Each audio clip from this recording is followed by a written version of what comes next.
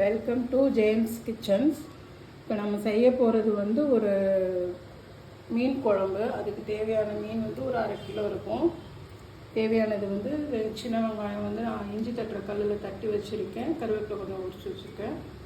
புளி வந்து ஒரு இந்த அளவுக்கு கரைச்சி வச்சுருக்கேன். 4 தக்காளி கட் பண்ணி வச்சுருக்கேன். 5 பச்சை மிளகாய் வெட்டி வச்சுருக்கேன். இப்போ ஒரு பேன் வச்சு நல்லெண்ணெய் ஊற்றிக்கலாம்.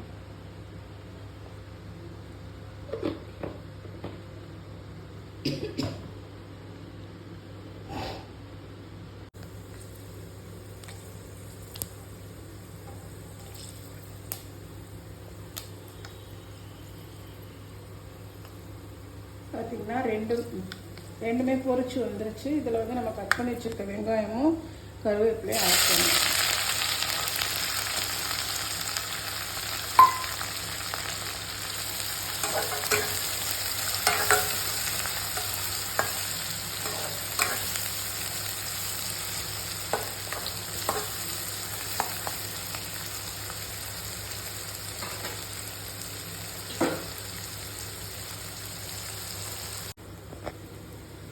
பாருங்கள், வெங்காயம் இந்த அளவுக்கு வந்து கொஞ்சம் பொன்னிறமாக ஆனதுக்கப்புறம் கட் பண்ணி வச்சுருக்கிற தக்காளி நம்ம அதில் சேர்த்துக்கிறோம்.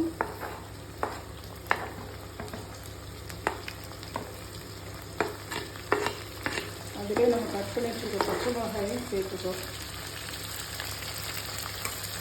ரெண்டையுமே நல்லா மேஷ் பண்ணிக்கலாம். நல்லா அப்படியே ஃபுல்லாக வந்து மசியல் மாதிரி வரைக்கும் 10 நிமிஷம் அப்படியே வேகும். மூடி போட்டு மூடி வச்சிடலாம்.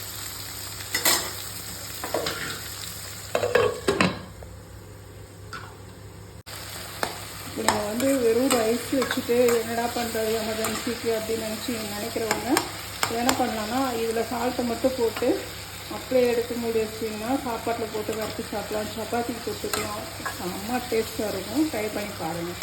இப்போ இதில் வந்து நம்ம மீன் குழம்புங்கிறதுனால இப்போ இதுக்கு நம்ம மசாலா ஆட் பண்ணிக்கலாம். இந்த அளவுக்கு மஞ்சள் தூள் எப்பயுமே நான் இந்த சிட்டிக்கு தான் வச்சுருப்பேன். இதில் மஞ்சள் தூள்,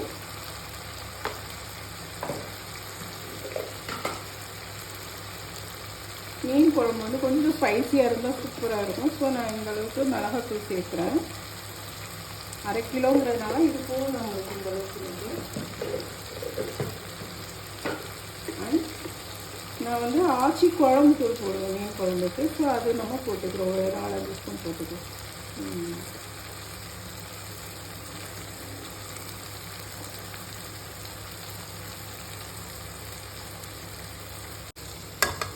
பாருங்கள், மசாலா வந்து எவ்வளோ கலர்ஃபுல்லாக இருக்கு பாருங்கள். கலர்ஃபுல் மட்டும் இல்லை, டேஸ்ட்டும் வந்து உங்களுக்கு பக்காவாக இருக்கும். நான் இதுக்கு 100% ஷூரிட்டி தரேன். நீங்கள் செஞ்சு பார்த்துட்டு சொல்லுங்கள், எனக்கு ரிவ்யூ சொல்லுங்கள். இதில் நம்ம வந்து கரைச்சி வச்சுருக்கிற புளியை ஊற்றிக்கலாம்.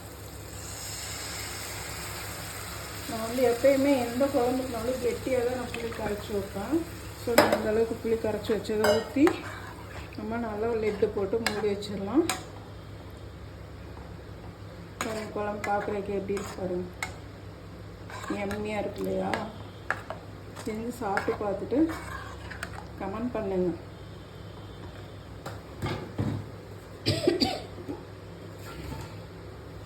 இப்போ நம்ம குழம்புக்கு தேவையான உப்பு சேர்த்துக்கலாம்.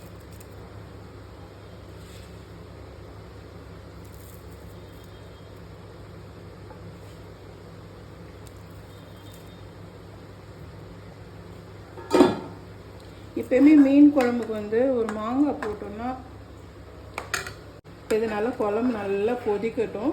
கொதிச்சதுன்னா நம்ம ஊற்றுன எண்ணெய் மேலே வரும். வந்ததுக்கப்புறம் மீனை போட்டு இறக்குறோம். அவ்வளோதான். இப்போ பாருங்கள், நம்ம வந்து ரெடி பண்ண குழம்பு பக்காவாக ரெடி ஆகிடுச்சு. பாருங்கள், நல்ல அப்படியே ஆள் கூட்டுது. இதில் நம்ம மீனை ஆட் பண்ணிக்கிறோம்.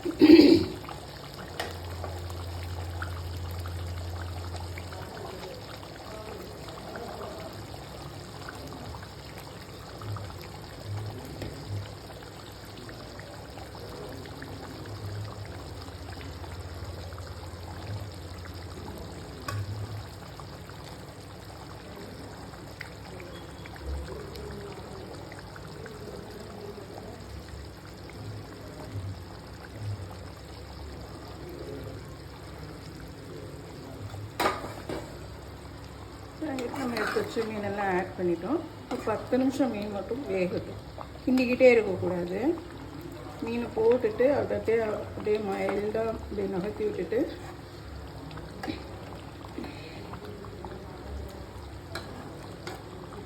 இதோட ஒரு பீஸ் மாங்காய் மட்டும் போட்டிங்கன்னா குழம்பு வேறு லெவலில் இருக்கும்.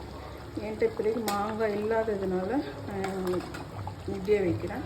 இது ஒரு 10 நிமிஷம் மீன் வந்து வேகட்டும். அடுப்பு ஆஃப் பண்ணிடலாம். அவ்வளோதான். பாருங்கள் கைஸ், நம்ம பண்ண மீன் குழம்பு ரெடி ஆகிடுச்சு. ஊற்றின எண்ணெய்லாம் மேலே வந்துடுச்சு.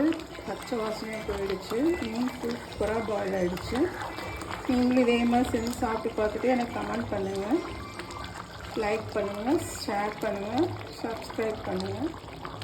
அப்படியே பெல் பட்டன் தட்டி விட்டு போங்க. Bye guys. அவ்வளோதான்.